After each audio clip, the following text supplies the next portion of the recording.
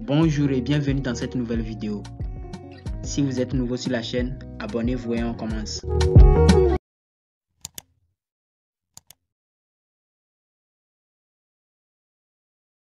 De Lugit, Guy Mario Abalo. Merci. Je vous remercie, Joachim. Voilà, merci beaucoup, cher confrère Guy Mario, président du comité de normalisation de l'Union des journalistes indépendants du Togo et l'Assemblée générale pour tous les journalistes membres de l'UGIT. C'est demain à 9 h à Tokoin-César de Lomé. Notre invité, je reviens vers vous, M. Paul Missiak-Betor. Encore une fois, bonjour. Bonjour Radio Victoire, bonjour chers auditrices et auditeurs, bonjour Togolais au pays, Togolais dans la diaspora. Voilà, justement, Togolais de la diaspora, parce que nous sommes sur le Facebook, en Facebook Live. Tapez simplement Victoire FM en likant la page, bien évidemment. Comment va la DMK dont vous êtes le coordinateur? Monsieur le journaliste, je peux vous affirmer que la DMK va très bien. Monseigneur Fanoko Philippe Bodjro va bien, ainsi que son assistant Marc Mondi. Le président démocratiquement élu du Togo, son excellence Dr Gabriel Messa Agbeome Kojo, dans sa clandestinité aussi va bien. Et donc la nouvelle équipe qui est mise en place au niveau de la coordination nationale de la DMK, dont j'assume les charges, cette équipe aussi va très bien. Nos militants, nos sympathisants, ils vont très bien. D'ailleurs, nous sommes en contact permanent avec nos bases, ce qui fait que dans les tout prochains jours, nous sommes en train de finaliser une tournée nationale dans les cantons, dans les communes, pour les sensibilisations et les séances d'explication. Et les militants, ils adhèrent à votre nouvelle posture? Vous savez, ou à la posture de la DMK? Vous savez, la posture de la DMK n'est pas nouvelle. Nous n'avons pas de nouvelle posture parce que la DMK, vous le savez, est mise sur pied en 2020 pour un objectif précis.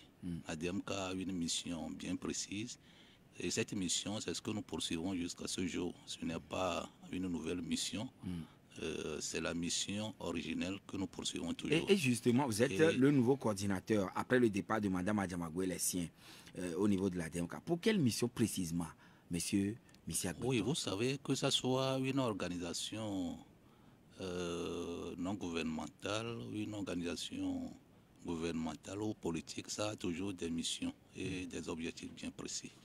Alors vous savez que nous avions fait une élection présidentielle le 22 février 2020 et plusieurs candidats étaient en liste, et dont M. Gabriel Messa-Agbeome Kojo. Et cette candidature du président Gabriel Messa-Agbeome Kojo a été portée par une coalition. Et c'est cette coalition qui a porté le nom de Coalition Dynamique Monseigneur Bodjro, DMK. Donc, en allant à cette élection, nous avons l'assurance, la certitude que nous allons gagner cette élection. Et donc, nous avons pris tous les paramètres, étudié, analysé tous les paramètres. Au cas où cette victoire allait tomber dans les ravins, nous allons continuer, nous allons revendiquer la victoire et nous avons mis tous les signaux et toutes les équipes en place pour cette revendication. Et effectivement, le régime en place a confirmé notre plan que nous étions en train de mijoter. Et donc, nous avons continué cette résistance, cette réclamation depuis le soir du 22 février 2020. Et c'est ce que nous avons continué à faire jusqu'à présent. Continuer la réclamation de cette victoire que le peuple nous a confiée, mais qui a été momentanément confisquée par le régime uni. Alors, nous allons revenir tout à l'heure dans le débat sur cette supposée victoire que vous réclamez. Alors, mais aujourd'hui, M. Missiak-Betor, agissez-vous en coup de franche ou bien vous êtes assujetti aux ordres du prélat ou bien de votre candidat? Non, vous savez, c'est une question pertinente parce que nous avons des fondamentaux. Nous avons des points, des bases sur lesquels nous évoluons. Et cette base, c'est la victoire du 22 février 2020. Donc, une fois que le peuple nous a confié cette victoire, on n'a pas besoin d'être sous pression de quelqu'un. D'ailleurs, Monseigneur Philippe Fanoko Bodjro sait que son poulain a gagné l'élection. Et j'ai dit tout à l'heure que nous savions que nous allons gagner cette élection-là. savez que, en Irlande, parce que vous savez qu'en 2010, M. Agbeome Kodjo était candidat en lice. Avec 0, quelque chose. Non, comme vous pouvez le dire, ça peut être 0 même, il n'y a pas de problème pour ça. L'essentiel, c'est que les Togolais ont compris que en matière d'alternance et du changement du régime, celui qui est mieux placé pour le faire, c'est Dr Gabriel Mensah Agbeome Kodjo. Et les Togolais, dans leur grande majorité, ont porté leur choix sur cette candidature. Et nous en sommes fiers et nous félicitons les Togolais qui sont toujours prêts et qui sont toujours à nos côtés et qui travaillent toujours avec nous. Le moment venu, vous allez voir que le peuple togolais est mature. Parce que quand vous êtes politicien ou un acteur politique, vous allez voir qu'au Togo, si vous n'avez pas peur du peuple togolais, vous ne savez pas faire de la politique. Parce que le peuple togolais, dans son silence, attend de pied ferme chaque acteur politique au carrefour. Et ce carrefour, c'est le carrefour électoral. Ce que les gens font aujourd'hui, ces agitations et tout ça, le peuple togolais ne dit rien. Il regarde. Je ne vous apprends rien. Dans l'histoire électorale du Togo, vous allez voir qu'à un moment donné, les Togolais se lèvent comme un seul homme et sanctionnent. Et quand ils sanctionnent, ils ne retournent plus en arrière. Et donc, vous allez voir que nous, le peuple togolais nous a choisis. Tous ceux qui font leur agitation, le peuple togolais les attend au carrefour électoral. Et le moment venu, le peuple togolais va les sanctionner. Donc, le peuple togolais a cette habitude de sanctionner dans le silence, le peuple togolais ne dit rien. Il vous observe. À un moment donné, vous retournez, vous n'avez plus personne derrière vous. Vous pensez que les gens sont avec vous. Les exemples sont les gens. D'accord. Oui, mais quand même, je reviens encore à ma question. Agissez-vous en homme libre ou bien vous avez les pieds et les mains, même la cervelle liée?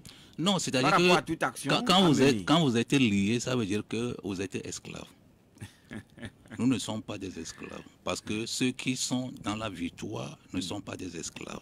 C'est ceux qui sont dans l'échec, qui essaient de tout faire pour conserver le pouvoir, c'est eux qui sont dans l'esclavage. Nous sommes là, libres en pensée, libres en action, libres en comportement. Personne ne peut nous dire aujourd'hui les comportements que nous avons dit. On ne nous dit pas des lois. À écouter les injonctions faites par le prélat vis-à-vis de vos prédécesseurs, pensez-vous qu'aujourd'hui, le contraire peut se passer? Vous savez, nous sommes matures par rapport à ce que nous sommes en train de faire. Nous suivons une logique cohérente. Et cette logique, je l'ai dit tout à l'heure, quand nous avions mis sur pied la DMK, c'est pour une mission. Et lorsque les gens veulent changer la trajectoire de cette mission, il est de bon aloi que les gens soient recadrés. Et je pense que c'est ce que le prélat a fait en recadrant, que vous êtes en train de dévier du chemin de notre mission assignée. Donc revenez et continuons la mission ensemble. Ah, voilà, le recensement électoral reprend après demain, c'est-à-dire samedi, en dépit des difficultés et manquements constatés au niveau de la zone numéro 1. Dites-moi, monsieur Messiak Bitor, en tout cas, est-ce que vous pouvez dire aux Togolais pourquoi la DMK ne veut plus d'élections dans le pays, ou bien, entre-temps, la position a changé? Vous savez, votre question, elle est pertinente, et donc je vais vous apporter des réponses pertinentes. Alors, quand on crée toute organisation politique, c'est pour conquérir le pouvoir. Et la voie la plus démocratique pour conquérir le pouvoir, c'est le suffrage universel, c'est l'élection. Mais il y a des conditions à remplir d'abord pour aller à une élection et gagner cette élection-là. Quand vous savez que ces conditions ne sont pas réunies, alors vous allez faire tout possible par des moyens légaux pour que ces conditions soient réunies. Et quand ces conditions sont réunies, vous pouvez participer à ces élections, il n'y a pas de problème. Ce que la DMK dit ou réclame aujourd'hui ou revendique, c'est les conditions que nous sommes en train de revendiquer. Nous avons fait une élection présidentielle du 22 février 2020, gagnée par le candidat de la dynamique Monseigneur Podjo, qui sont en clandestinité pour l'un et en exil pour l'autre. Donc il faudrait que ce contentieux électoral soit réglé d'abord. Parce que vous n'êtes pas sans savoir que le soir même du scrutin du 22 février 2020, il y a plus de 500 soldats qui étaient arrivés défoncer la porte du gagnant, encercler le domicile du gagnant et du prélat. Mais comment vous pouvez comprendre ce genre de comportement? Et nous disons, aussi longtemps que M. Agbeome Kodjo est en clandestinité, aussi longtemps que Monseigneur le prélat de 94 ans est en exil, le contentieux n'est pas encore réglé. Il faut régler ça d'abord. Vous savez... le pays doit s'arrêter? Non, le pays ne s'arrête pas. Les Togolais comprennent ce que nous disons. Monsieur Joachim, on va faire encore des élections dans ces conditions, sachant que les dés sont bipés d'avance, que les résultats sont truqués d'avance. Mais le Togolais ne veut plus de ça. Il y a une élection que nous avons faite. Et c'est les Togolais qui nous ont donné mandat de gouverner le pays. Et voilà que le mandat que le peuple nous a confié, nous a donné, quelqu'un est venu barrer cette victoire-là, plonger ce mandat-là dans la boue. Et vous pensez que les Togolais sont contents? Les Togolais ne sont pas contents. Quand un Togolais va mettre le bulletin dans l'urne, c'est pour que ce qu'il a voté là, celui sur qui il a porté le choix, il a l'espoir que c'est celui-là qui va être proclamé dans sa grande majorité. Mais si à chaque fois on vote quelqu'un, c'est un autre qui est proclamé. À chaque fois on vote quelqu'un, c'est un autre qui est proclamé. Nous disons, assoyons-nous. La CENI est déjà mise en place. La Cour constitutionnelle est déjà mise en place. Est-ce que pendant encore ces élections, les présidents de ces institutions vont aller faire campagne pour le régime en place? C'est ce qu'on a l'habitude de faire. On a vu Abdou Assouma porter le maillot, le tricot de UNI avec casquette battre campagne. Oui, est-ce que c'est ça encore qui va... temps? Comment c'est le bon vieux temps? Comment vous avez réglé ça et que c'est le bon vieux temps? Si ça s'est passé hier et que rien n'est fait, il n'y a pas de garde-fou, ça va encore se reproduire. La preuve, vous voyez que bon, nos amis que je salue, qui nous ont quittés, qui sont partis créer leur regroupement, ils ont lancé des alertes par rapport au recensement dont vous venez de parler. Que le recensement, pour que ça se déroule dans de bonnes conditions, il faut tel, il faut tel, il faut tel. Ils ont montré certaines orientations. Est-ce que le gouvernement illégal que nous avons en place, est-ce que le gouvernement a tenu compte de ça pour la première phase? Non. Le gouvernement n'a pas, le gouvernement n'a pas tenu compte de ça. Sinon, le communiqué qu'ils viennent de faire sortir, ils n'allaient pas faire sortir ce communiqué. Ils ont fait sortir du communiqué pour dire au gouvernement qu'ils s'étonnent du fait que le gouvernement n'a pas appliqué ce qu'ils ont demandé, à savoir la prorogation du délai. Mais comment on peut dire... On a quand même cédé à cette sollicitation au moins 2 jours. Non, 2 jours là, c'est folklorique et c'est de la comédie. Parce que les gens qui sont restés sans être inscrits sont nombreux. Parce que lorsque le regroupement, ceux qui nous ont quittés sont partis créer leur regroupement, quand ils écrivent maintenant et ils disent qu'ils s'étonnent du comportement de ce régime que nous dénonçons depuis, c'est maintenant, aujourd'hui, qu'eux, ils s'étonnent de leur comportement, il y a matière à réfléchir. Oui, mais parce que, alors, vous savez... Quelle lecture vous avez faite à la DMK de la mobilisation inouïe des Togolais, malgré le fait que vous soyez dans la posture de boycott d'élection? Vous savez, vous avez dit quelque chose tout à l'heure, que les conditions que nous réclamons meilleures aujourd'hui étaient les mêmes, mais nous en étions 2020. En 2020, mais nous étions partis à cette élection-là. Oui. J'ai dit tout à l'heure que nous étions partis à cette élection parce que nous avons formé une coalition et nous savons déjà que notre coalition était gagnante. Alors, mais bien sûr, parce que... Gagnante avant la coalition, gagnante avant... Ah, oui, mais quand vous allez à une bataille, si vous allez perdre, vous allez savoir. Si vous allez gagner, vous allez savoir. Mais la preuve, c'est que tous ceux qui nous ont quittés et qui sont partis créer leur regroupement reconnaissent que M. Agbéomé Kodjo a gagné l'élection. Et jusqu'à présent, ils le clament. Et ils disent qu'ils seront au niveau de l'Assemblée nationale pour continuer la revendication de la victoire du président Agbéomé Kodjo. C'est ce que les tenants de la DMP disent. C'est ce qu'ils disent, non? Ça veut dire qu'ils reconnaissent que ce que nous avons au début comme mission, nous sommes en droit de continuer cette mission-là. Mais je peux dire aux Togolais aujourd'hui que nous n'avons pas commencé notre mission par étonnement. Nous avons commencé cette mission par certitude, par assurance, et nous allons achever dans la certitude. Oui, et je reviens encore à ma question. Je vais vous répondre. Parce que vous savez quoi? La science qui commence par l'étonnement finit par l'étonnement. Quand on ne sait pas ce qu'on cherche, on ne comprend pas ou on ne sait pas ce qu'on trouve. Joseph Kizerbo. Nous savons ce que nous cherchons. Si aujourd'hui les gens s'étonnent du comportement anticonstitutionnel, anticonformiste de ceux-là qui sont en face de nous, c'est aujourd'hui qu'ils manifestent leur comportement, ils doivent faire demi-tour.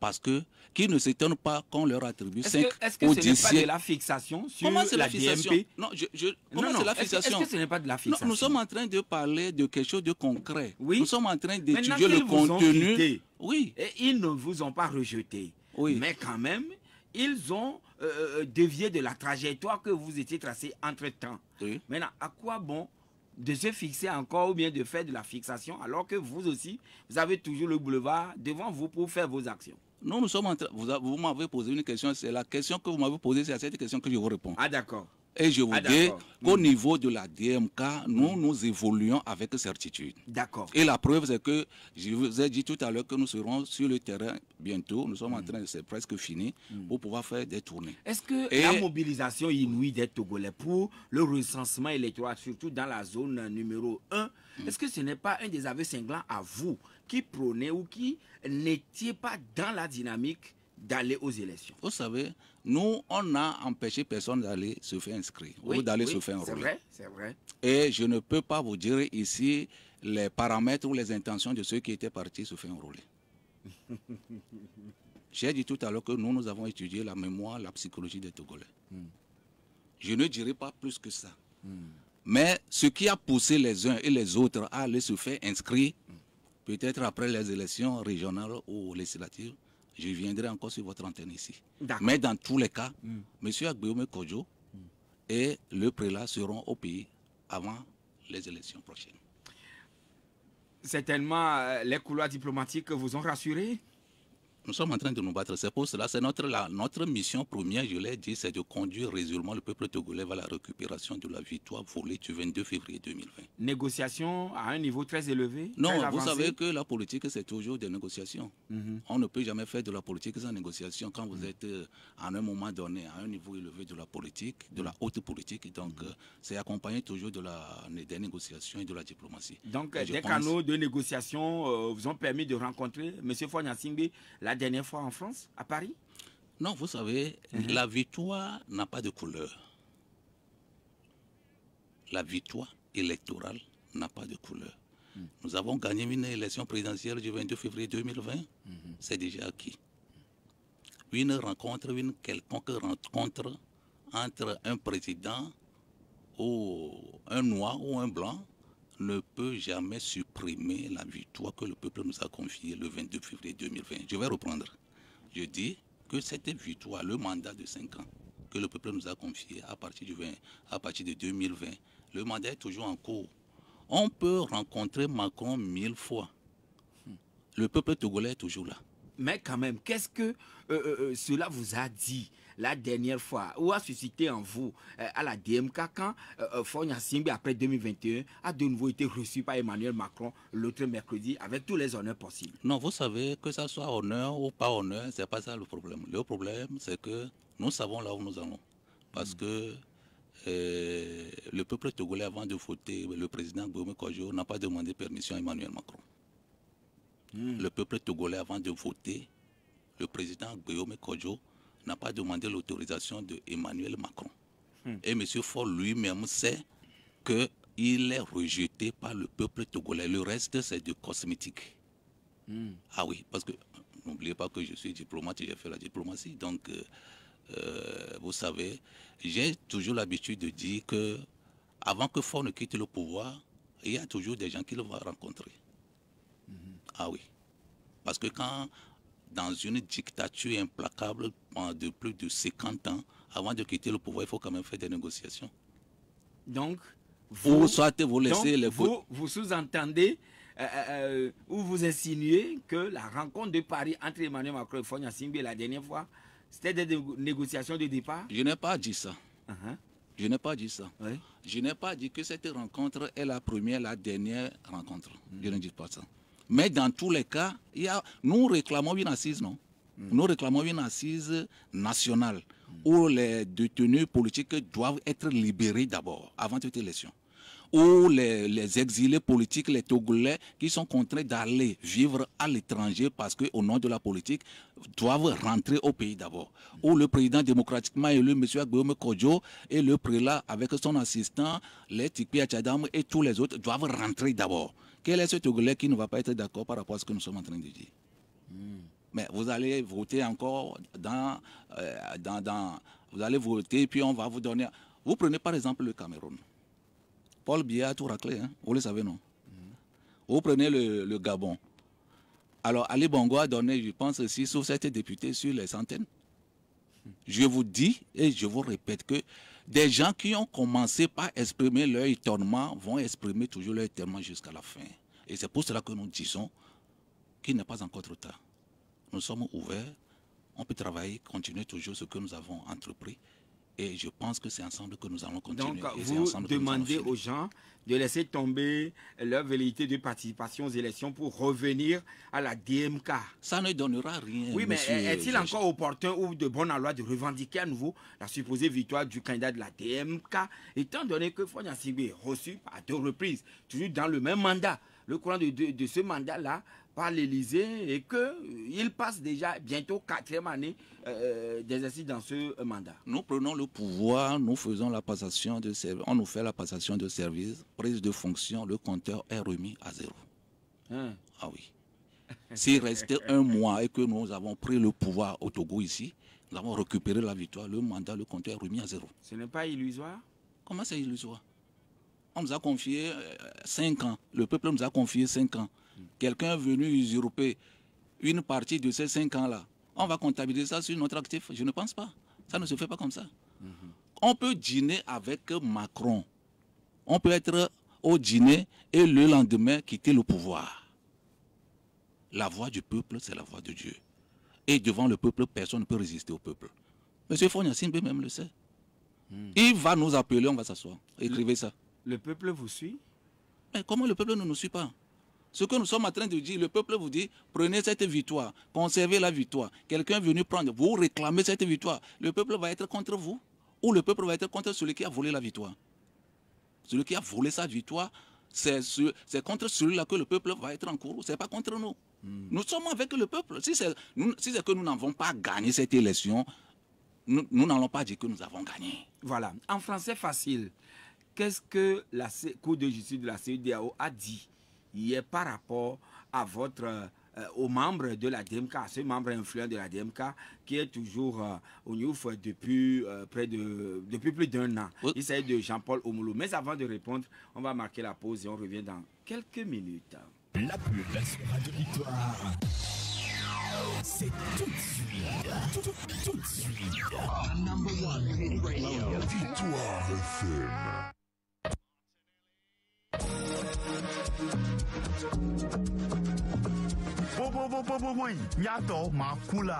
Bonne nouvelle. Maintenant, chez Torocom, tu as plus de mégas sur les forfaits nets de 100 francs, 200 et de 350 francs. Je dis, à partir de maintenant, avec ton forfait net de 200 francs CFA, tu as droit à 100 mégas au lieu de 110 mégas. Pour profiter de plus de mégas comme moi, compose dès maintenant étoile 909 étoile de dièse ou rendez-vous dans ton point de vente et souscris au forfait de ton choix. Avec Togocom, avancez pour vous, pour tous. Chaque jour est une nouvelle opportunité pour faire... C'est pour la suite du débat avec notre invité Paul Missiak-Beto, le nouveau coordinateur de la DMK Dynamique Monseigneur Kodro. Alors, je disais tout à l'heure... Après le président du MPDD, Gabriel Mensah-Guéhomé Kodjo, qui fut candidat de la DMK, c'est au tour de Jean-Paul Omolo de saisir également la Cour de justice de la CEDEAO, laquelle Cour a délibéré, ou disons, a agi hier. Alors, qu'est-ce qu'on peut comprendre par la décision de la Cour de justice de la CEDEAO hier? Non, vous savez que lorsque les droits fondamentaux, les droits humains sont brimés, il y a quand même des structures sous-régionales qu'il faut saisir. Et je pense que c'est ce que nous avons fait. Hier, la Cour a ouvert l'audience et le délibéré, c'est le 31 octobre prochain. Mais dans tous les cas, le dossier a été jugé recevable. Contrairement à ce que les acquérés-bourreaux du régime Fousset pensent. Donc nous sommes sereins que le 31 octobre, nous allons avoir la victoire. Monsieur Guéhomé, président Guéhomé Kodjo, a eu la victoire sur le régime. Monsieur Paul Missiak-Beto a eu la victoire sur le régime. Et ce n'est pas Jean-Paul Omolo qui n'aura pas la victoire. Parce que c'est par rapport au même chef d'accusation. Vous aviez saisi la Cour de justice de la CEDEAO? Non, vous savez, moi, j'ai été arrêté doublement. Et le dossier... Toujours dans le cadre de cette élection de 2020. Toujours dans le cadre de cette élection de 2020. Donc, vous savez que monsieur le président Gbome Kodjo a saisi la CEDEAO, comme vous venez de le dire. Et dans sa saisine, vous savez que c'est toute une foule qu'on a arrêtée dans son domicile. Donc, nous sommes sur la liste de sa saisine. Mais pour les Togolais ne savent pas. Donc, c'est ensemble que nous avons saisi la Cour de justice de la CEDEAO. Nous étions 16 à être condamnés pour 4 mois. Pourquoi vous aviez été arrêté au domicile du candidat Gbome à l'époque? Parce que vous savez que lorsque nous a arrêtés, on était une quarantaine, on a libéré une partie, on a gardé 16 jeunes. Dont moi. Donc voilà. Donc lorsque on est au niveau du tribunal pour le jugement, bon, le chef d'accusation retenu contre nous, on nous a jugé, on nous a qualifié de rebelles. Donc à mon niveau, on dit que je suis complice de rébellion. Alors complicité de rébellion pour moi. Or, le président Gbome a fait 4 jours et il a été libéré au niveau du SCRIC. Ouais. En principe, si nous étions rebelles, on doit avoir un chef rebelle. Et le chef rebelle est supposé être Gbome, M. Gbome Kodjo. Il est libéré après 4 jours et nous sommes condamnés 4 mois. Ça n'a pas de sens. Lui, il a été libéré 4 jours après. Oui. Mais vous étiez gardé. Les 16. Ouais. Les 16, vous étiez condamnés. Condamnés à 4 mois. Avec sursis? Non, 12 mois avec sursis de 8 mois. Donc voilà. Donc, vous aviez passé 4 mois. Oui, l'affaire est portée au niveau de la CEDEAO. On nous a donné raison.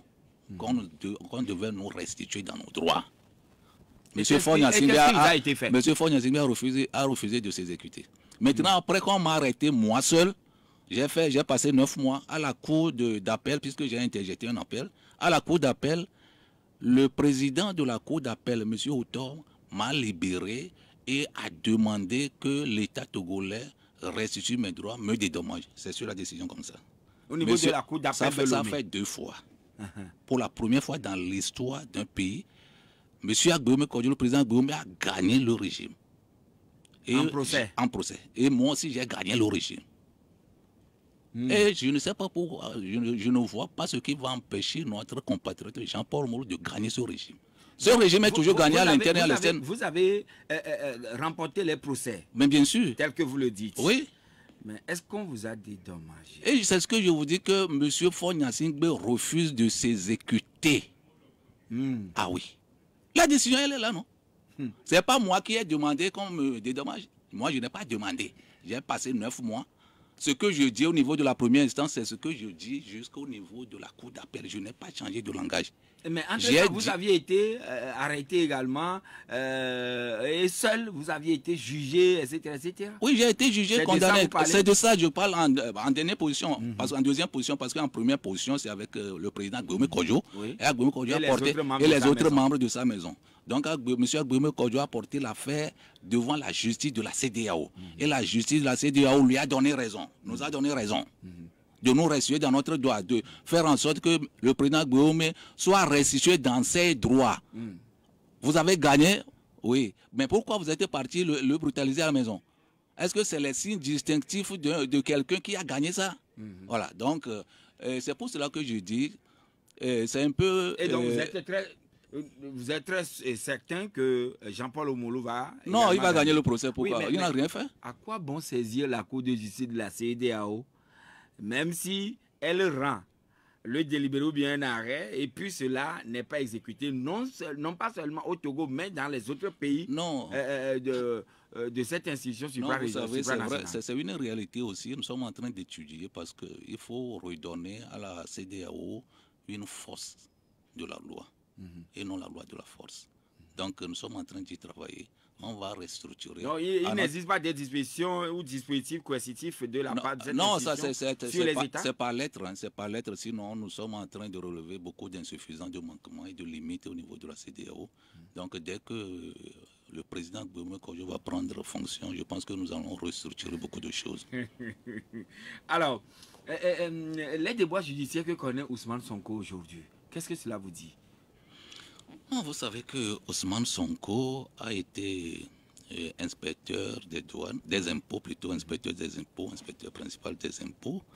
Et à un moment donné, à partir de 2012 et 2016, il a commencé par critiquer le régime de détournement de fonds publics et de malversation financière.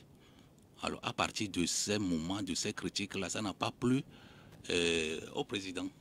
Donc vous savez que quand vous êtes dans une dictature ou bien vous êtes dans une gouvernance opaque, quand un esprit éclairé veut dénoncer, ça ne plaît pas. Et donc ça n'a pas plu au président Macky Sall. Donc Macky Sall l'a revoqué de sa fonction. Il a pris une décision en 2016 pour le revoquer. Alors ça n'a pas découragé Sonko. Et puis Sonko, à un moment donné, bien avant d'être revoqué, même il a mis sur pied un syndicat des agents des impôts, SAIDS. Donc à un moment donné, lorsqu'il a mis ce syndicat-là sur pied, et il a écrit également un ouvrage sur les ressources du Sénégal. Il a écrit un ouvrage Gaz et pétrole du Sénégal. Alors, il a relevé encore des choses comme ça. Donc c'est ça qui a fait qu'il était dans les collimateurs du dieu président Macky Sall. Et Macky Sall a juré de passer par tous les moyens pour le neutraliser. Donc ils ont monté de toutes pièces cette histoire de... Est-ce que tout cela vous a surpris, étant donné que Macky Sall se réclamait en 2012 comme étant le démocrate, le vrai, pour pouvoir incarner les aspirations de toute la population sénégalaise. Et on l'avait plébiscité. Le Sénégal même, vous savez, c'est l'un des sièges de la démocratie, hein, parce que quel que soit ce que les présidents, au début, qui montrent une facette de démocrate et après maintenant montrent une autre facette, quel que soit ce qu'ils font, le peuple sénégalais sanctionne toujours. Vous avez l'idée, vous avez l'image de Abdoulaye Wade qui a voulu tenter le troisième mandat. Qui a été pendant longtemps opposant au régime d'Abdou Diouf, le procédé Senghor. C'est ça, donc on l'a sanctionné net. Donc ce que Macky Sall fait, vous allez voir, on va le sanctionner, il n'y a rien à faire. Donc Sonko, si le destin le prépare ou le prédestine à prendre la magistrature suprême, il va le faire, il n'y a rien, il va le prendre. Et voilà que l'Afrique, qui est gorgée de beaucoup de problèmes, au Sénégal aujourd'hui, la bougie commence par prendre feu un tout petit peu. La CEDEAO ne dit rien, l'Union africaine ne dit rien. Et puis le Soudan qui est à feu et à sang. Aujourd'hui, l'Union africaine ainsi que les autres institutions ou structures suprarégionales sont à faune, mais l'Union africaine, nous disons, les paysans africains disent qu'ils veulent aller éteindre le feu entre la Russie et l'Ukraine. C'est ça aussi le paradoxe pour nos chefs d'État africains, parce que il nous revient maintenant de nous affirmer. Les chefs d'État africains doivent s'affirmer. On ne doit pas être des pantins. Ils ne doivent pas conduire les États africains comme ils conduisent leur propre famille. Non. Donc c'est la faute, moi je donne la faute aux chefs d'État africains qui, au nom de leur privilège, au nom de conservation du pouvoir, ils sacrifient ou ils liquident leur dignité aux colons. Parce que peut-être que c'est la France qui fait qu'ils peuvent durer longtemps au pouvoir. Donc quand ils vont être contre la France maintenant, la France va les bousculer ou bien leur retirer le siège présidentiel. Mais non, c'est-à-dire que l'Africain même, il y a une autre philosophie, une autre éducation que nous devons nous donner mutuellement. Donc l'Union africaine ne joue pas bien pleinement son rôle, la CEDEAO non plus. Donc ils ont mis devant leurs privilèges, ils ont mis devant leur... c'est-à-dire que la longévité au pouvoir à telle enseigne que ils ont laissé les valeurs. L'Afrique n'est pas proactive vis-à-vis des problèmes en son sein, mais veut s'occuper quand même, pour n'avoir pas encore enlevé la poutre de ses yeux, elle veut maintenant enlever la paille qui se trouve dans les yeux de la Russie et l'Ukraine. Mais bien sûr, ce n'est pas seulement la Russie et l'Ukraine. Regardez les dons que les pays qui sont décrétés, pays très pauvres, donc regardez les dons qu'ils font aux Occidentaux. Pas plus longtemps que le Togo a donné près d'1 milliard à la Turquie. Hein. Je ne sais pas si vous avez en mémoire le don. Non, mais ça, ce n'est pas solidarité, en fait. Mais c'est ce que vous laissez vos compatriotes dans la misère. Vous laissez les compatriotes dans la disette. Eux, ils n'ont pas besoin de solidarité. Vous regardez tout ce qui se passe dans la région des savanes, ils n'ont pas besoin de solidarité. On tue, on égorge nos compatriotes. Nos compatriotes se déplacent. Ils n'ont pas d'abri. Ils n'ont rien à manger. Eux, ils n'ont pas besoin de solidarité. L'État fait ce qu'il peut en fait. Il communique quelque chose par rapport à ce qui se passe là-bas. 92 02 80 63 99 70 70 90 pour prendre part à cette émission avec notre invité Paul Missiak Beto, le coordinateur de la DMK. Allô? Le premier intervenant qui est en ligne avec nous sur le 92 02 80 63. Allô? Allô? Bonjour monsieur. Bonjour Joachim. Oui, c'est Irénée. Ah, Irénée. Oui. Nous vous écoutons. Bon, je salue l'invité. Oui. Bon, j'ai quelque chose à... Bon, j'ai une question à lui poser. Allez-y. Mais avant ça, je vais lui dire de rectifier certains de ses propos. Surtout quand il dit que le peuple... Non. Il doit dire, bon, certains de la population. Moi, je ne suis pas dans tout ce qu'il dit là. Donc, il doit rectifier ça. Et aussi, quand il est acteur politique, quand on l'invite, qu'il cesse de parler des autres. Il n'a qu'à parler de son client. Oui, maintenant, allez-y à la question directement, monsieur.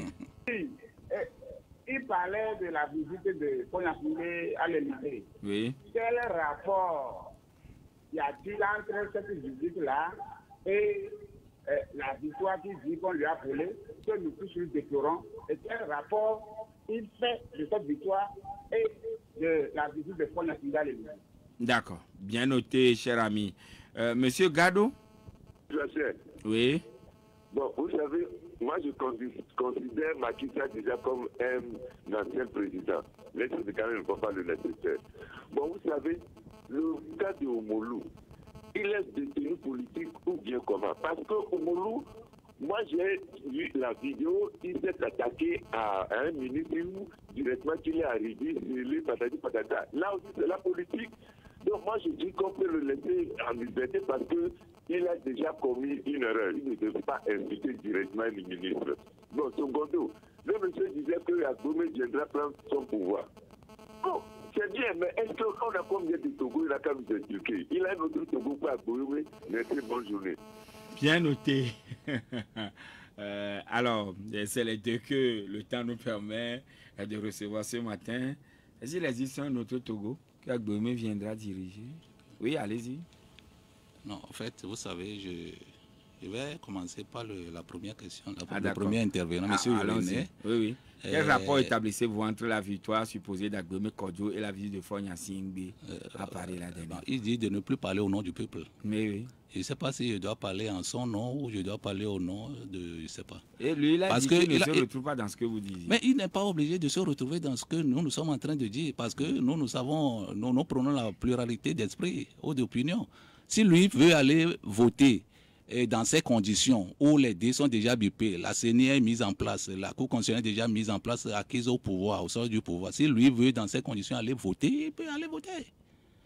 Mais il a prononcé, il y a quelque chose qu'il a trahi. Il s'est trahi parce qu'il a dit la supposée victoire d'Agbomé que eux-mêmes, eux tous, ils déplorent. Je ne sais pas si vous avez saisi ça. Il dit la victoire volée qu'il déplore. Ouais. Ils savent au moins que M. Agbomé a gagné l'élection. Ça veut dire, ça suppose ça, non? Quand ils déplorent, ça veut dire qu'ils reconnaissent que bon, nous avons gagné et qu'on nous a volé. Nous parlons français, là, nous parlons français terre à terre. Donc, M. Irénée dit que la DMK est réduite. Oui, pourquoi je ne dois pas parler au nom de la DMK, je parle au nom des autres. Ou bien je regarde les autres au lieu de regarder la DMK.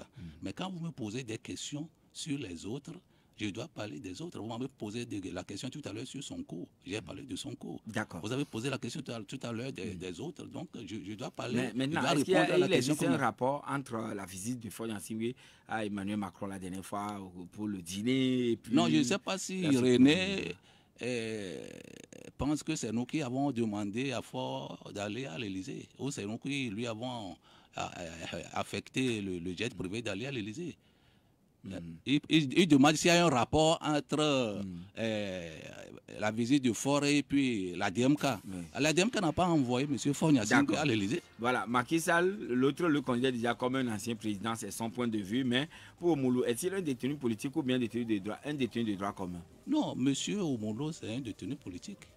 Les chefs d'accusation retenus contre lui, c'est des chefs d'accusation qu'on retient contre les détenus politiques. Donc, Omolo, elle est sur la liste des détenus politiques. Est-ce qu'il existe un autre Togo que votre candidat viendra diriger? Puisqu'il y a déjà un Togo que dirige Fogna Singbe. Et vous avez dit que quand votre candidat viendra prendre les rênes du pouvoir. Alors, est-ce que c'est le président Guillaume seul ou qui est le premier à commencer la revendication de la victoire électorale? D'accord. Non, c'est une question. C'est une question que vous envoyez à l'auditeur. Parce que ce que nous sommes en train de faire, les gens en avaient fait par le passé. Plus de 4 ans, les gens... Vous n'êtes pas le premier et peut-être on n'est pas le premier. Le dernier. Donc, alors, monsieur Missia Gwetor, nous sommes à la fin de notre émission. Mais Lomé vient d'accueillir encore, d'enregistrer une très grande pluie. Alors, qu'est-ce qu'on doit faire finalement? Parce que nous avons les pieds dans l'eau, partout, sur les routes. Vous-même, votre véhicule a été empêché par la pluie tout à l'heure. Voilà, en venant ici. Ça me fait rire parce que cette question, il faut aller la poser à M. Fogna Singbe. Je ne sais pas pourquoi vous me la posez, parce que M. Fogna Singbe a dit l'autre fois, quand il a accordé pour la première fois dans son histoire une interview aux médias, il a dit il n'y a plus de pluie au Togo parce qu'il n'y a plus d'inondation. C'était en 2015. Il n'y a plus d'inondation, ils ont des canaux. Lors de l'accord de Paris. C'est ça, donc il n'y a plus d'inondation. Donc allez lui poser les questions. Pourquoi il y a des inondations maintenant? Mais tout de même, est-ce qu'il y a espoir qu'il fera beau demain au Togo? Il fera beau demain avec le changement de ce régime. Monsieur Paul Missia Gwetor, merci d'être passé. Merci Radio Victoire FM. C'est fini. Victoire FM, tout à l'heure, à l'instant, je voudrais dire Paul Missia Gwetor, coordinateur de la DMK, notre invité, juste derrière la baie vitrée, Askoul qui est venu remplacer Amin Ouattara. À ses côtés, nous avons Amjoy pour les canaux de réseaux sociaux de votre chaîne Victoire FM. Moi, je suis Joachim Betim. Comme aujourd'hui, c'est l'ascension, Jésus est monté au ciel. 40 jours